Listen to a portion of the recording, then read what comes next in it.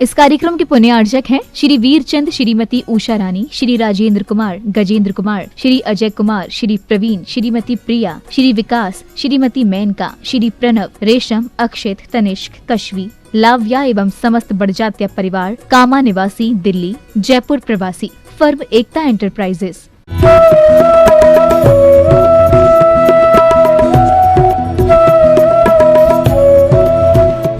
और तुम्हारी तो बड़ी बड़ी मूर्तियां रखी रह जाती हैं, कुछ नहीं करते। ऐसे अकर्मण्य क्यों बन रहे हैं, समझ में नहीं आता। इतनी सारी संस्थाएं करती क्या हैं?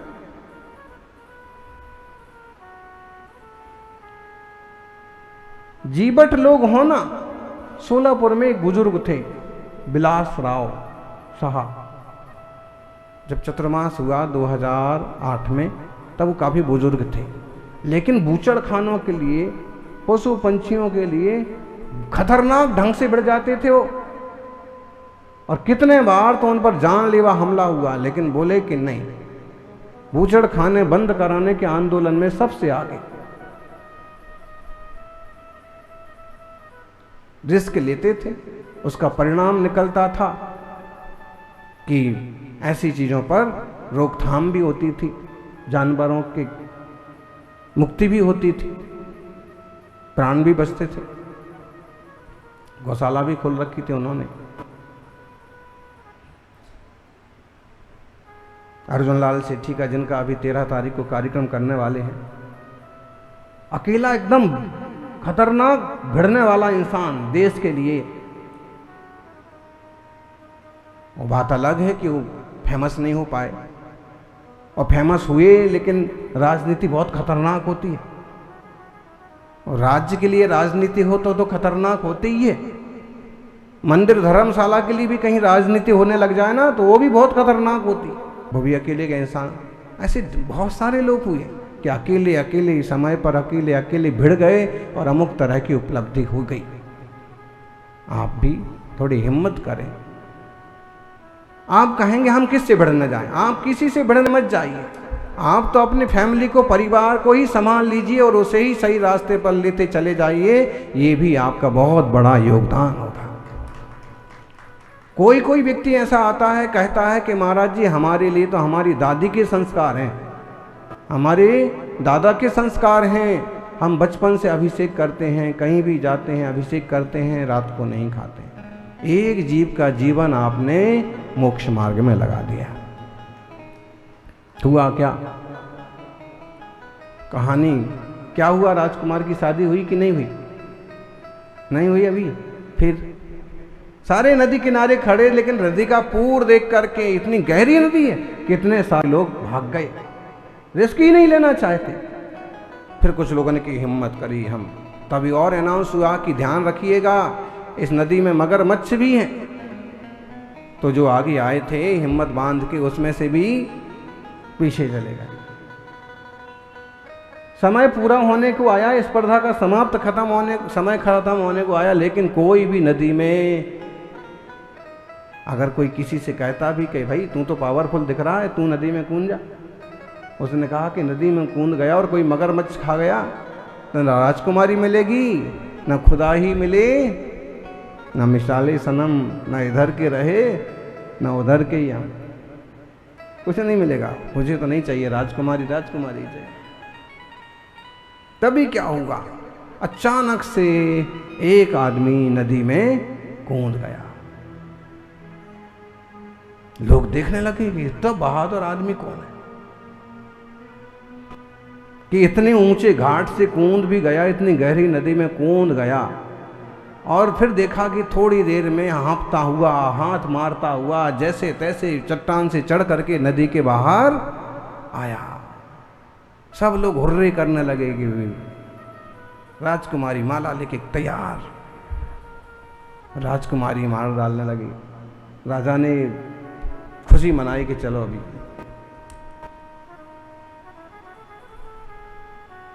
उसने कहा ठहरो, माला एक तरफ रखो, पहले तो ये बताओ कि मुझे धक्का किसने दिया था?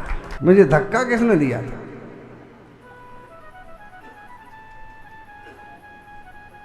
तब मंत्रियों ने कहा कि भाई देखो, धक्का अब किसने भी दिया हो तुमको, लेकिन जो शर्तें थी वो पूरी हो गई, इसलिए अब राजकुमारी तुम्हारी हुई। कभी कभी धक्का देने पर भी राजकुमारी मिल जाती है। ऐसे ही है, कभी कभी स्वाध्याय में कोई धकेल दे, कभी कोई आपको संयम के मार्ग में धकेल दे, तो भी मोक्ष मार्ग मिल जाता है। उत्साहित करना पड़ता है कभी कभी। आचार्य कुंद कुंद स्वामी यही कह रहे हैं कि पहचानो, निजात्मा को पहचानो और इस मार्ग में कूद पड़ो, इंतजार मत करो, मोक्ष मार्ग में चलो। आज लगातार 4-5 गाथाएं हैं, एक साथ 5 गाथाएं। 5 गाथाओं के माध्यम से ये पूछा गया है कि जीव क्या ऐसा है, लोग ऐसा मानते हैं तो क्या जीव ऐसा है। और फिर 6ठी गाथा में कहा है कि जीव ऐसा नहीं है। देखिए, अपाणमयाणंता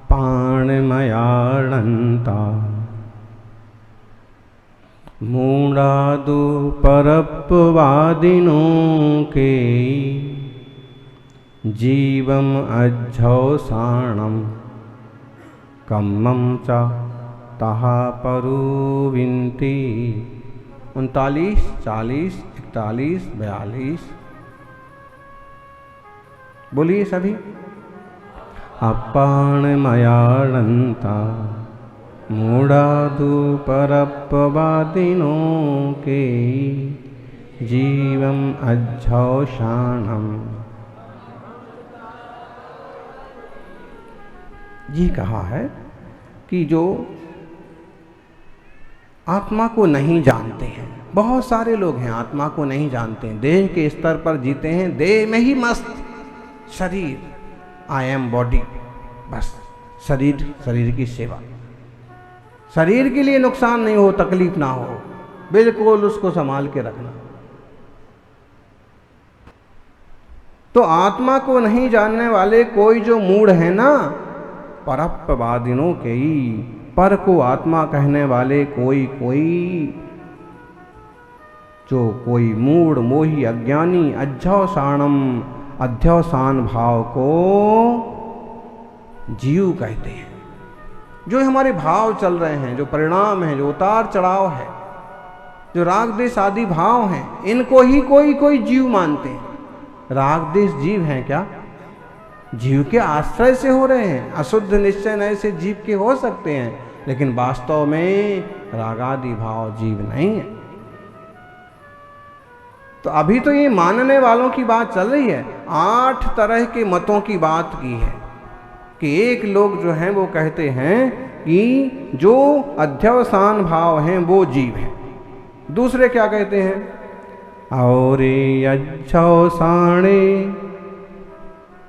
सुतिव्य मंदाणु भागगम जीवो मन्नन्ति तः अवरे नोकम्मं चाभिजीवोति।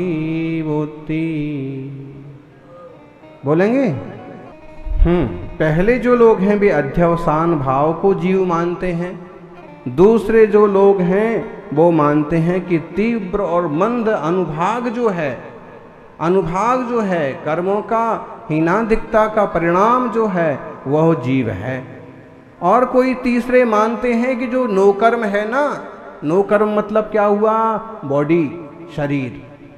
कर्म मतलब अष्टकर्म और नोकर्म मतलब शरीर। कुछ तीसरे लोग ऐसे हैं कि जो कहते हैं कि नो कर्म ही जीव है। फिर आगे वाले कोई लोग हैं, कम्मस्वदयं जीवो अवरे कम्माणुभागमिच्छन्ति तिब्बत्तण मंदत्तण गुणे ही जो सो अवधि जीवो।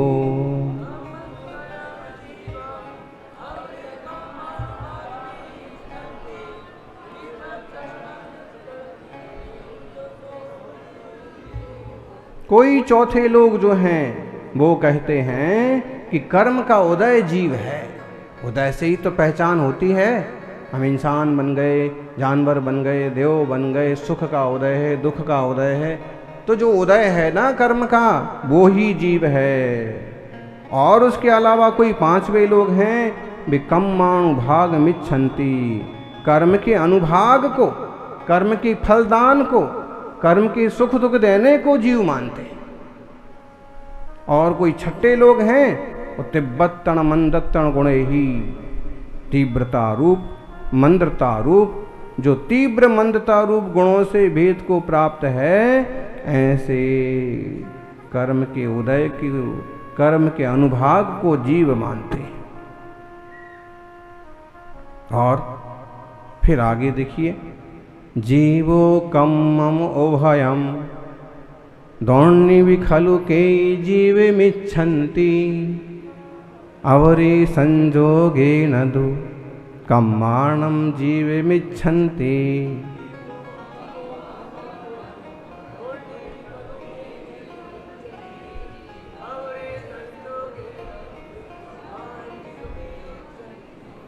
कोई जो है 7वें नंबर वाले, कम्मम ओहम दौड़ने भी जीव मिच्छन्ति, कर्म और जीव मिलकर के ही जीव हैं, अलग से जीव कोई चीज नहीं है। बोले ऐसे लोग हैं, ऐसी मान्यता वाले हैं, बोले कर्म मिल गए हैं, जीव मिल गए तो जीव बन गया। जीव और कर्म दोनों मिलकर के ही जीव हैं, कर्म अलग हों जीव अलग हों ऐसा नहीं है।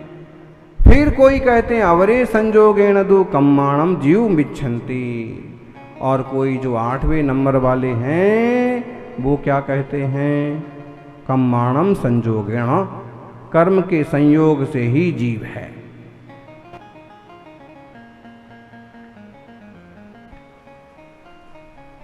कितनी मान्यता हो गई?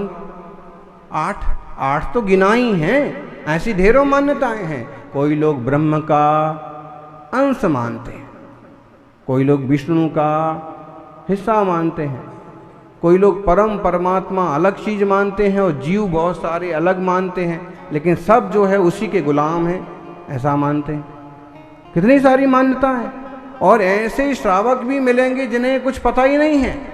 बहुत सारे श्रावक आते हैं ऐसे भोले वाले, उनसे पूछो कि भाई कैसा चल रहा है, तो कहेंगे जैसा भगवान को मंजूर है वैसे ही चल रहा है। भाई भगवान को क्या मंजूर है? भगवान को तो ये मंजूर है कि सभी जीव सुखी हों, तभी तो इतना उपदेश दे दे के गए हैं। लेकिन तुमने जैसे आश्रय बंद कर लिए हैं वैसे तुम भोग रहे हो। नहीं, भगवान की मर्जी के बिना पत्ता नहीं हिलता। अब भगवान की मर्जी के बिना क्या पत्ता नहीं हिलता? पूरा देश तो हिल रहा है। अब कौन से भगवान की मर्जी है बताइए?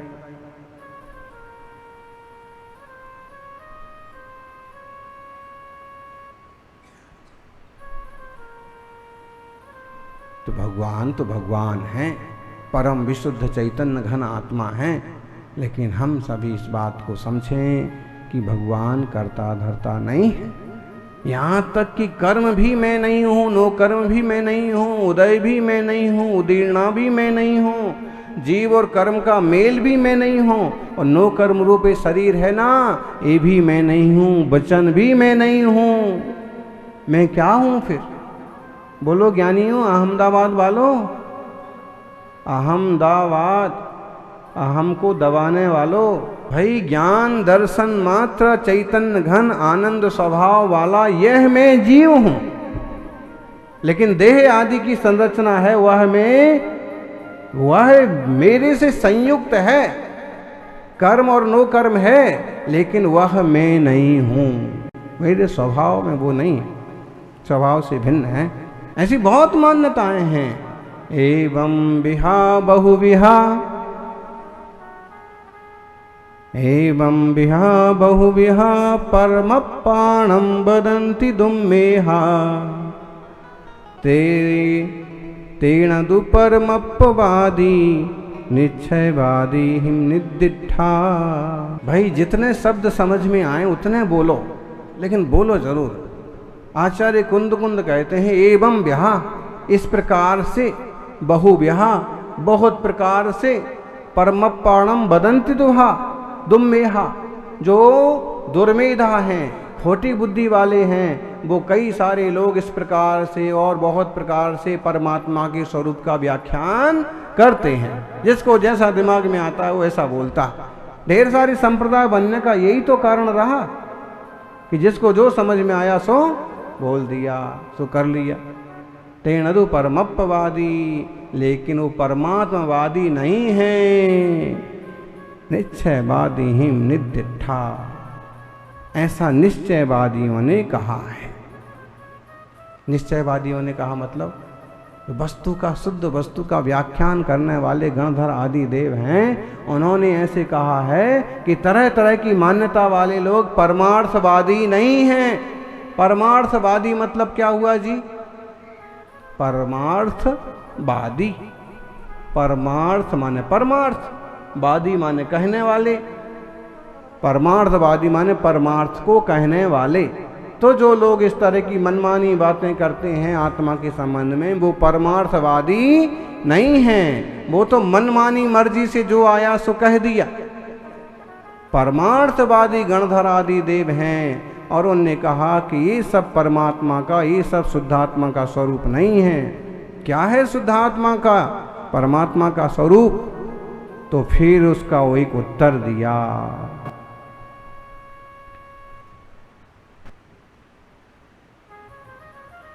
उत्तर दिया, अगर आत्मा ऐसा नहीं है, रागी द्वेषी मोही क्लेशी उदय वाला, उदय अनुभाग वाला, तो आत्मा है कैसा? देखिए आज फिर एक और गाथा देखिए 44 नंबर की। ए दे सबे भावा पुग्गल दब परिणाम निपन्ना, केवली जिने ही भणिया, कहते जीवो तिवो चंती। छोटा सा उत्तर दिया है कि इतने तरह के जो भाव कह रहे हैं, ये सब तो पुद्गल के रचे हुए हैं। उदय क्या है? कर्म का उदय है। अनुभाग आदि क्या है? कर्म की ही रचना है। शरीर क्या है? नो कर्म की रचना है। ये सब तो पुद्गल के परिणाम से रचे गए हैं, ऐसा केवली भगवान ने कहा है। जब ये पुद्गल से रचे गए हैं तो ये जीव कैसे कहलाएंगे? बोलो। अरे भाई, जो मिट्टी से बनी हुई चीजें हैं वो क्या कहलाएंगी? मिट्टी ही कहलाएंगी। लेकिन अगर कोई चीज सोने से बनी है तो वो क्या कहलाएगी? तो वो सोना कहलाएगी। ऐसे ही जो जड़ से बना है, पुद्गल से बना है, वो जीव कैसे हो सकता है? जीव चिन्मय है और देह मृणमय है। तो इस चिन्मय चैतन्य स्वभाव वाले जीव को हम सब पहचानें, थोड़ा सा विचार करें। देह में नहीं हूं, उदय आदि में नहीं हूं, क्षयोपशम आदि भाव में नहीं हूं। मैं क्या कौन हूं? ज्ञान स्वभाव वाला आत्मा, आनंद शांत स्वभाव वाला आत्मा। ऐसे निश्चय स्वरूप को पकड़ने का प्रयास कीजिए। एक बार कूद जाइए वेद विज्ञान की नदी में।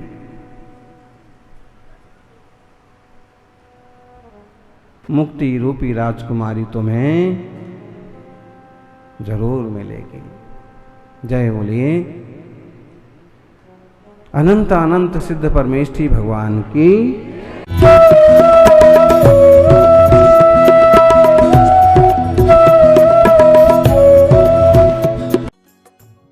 इस कार्यक्रम के पुण्यार्चक थे श्री वीरचंद, श्रीमती उषा रानी, श्री राजेंद्र कुमार, गजेंद्र कुमार, श्री अजय कुमार, श्री प्रवीण, श्रीमती प्रिया, श्री विकास, श्रीमती मेनका, श्री प्रणव, रेशम, अक्षित, तनिष्क, कश्वी, लाव्या एवं समस्त बड़जात्या परिवार, कामा निवासी, दिल्ली, जयपुर प्रवासी, फर्म एकता एंटरप्राइजेस।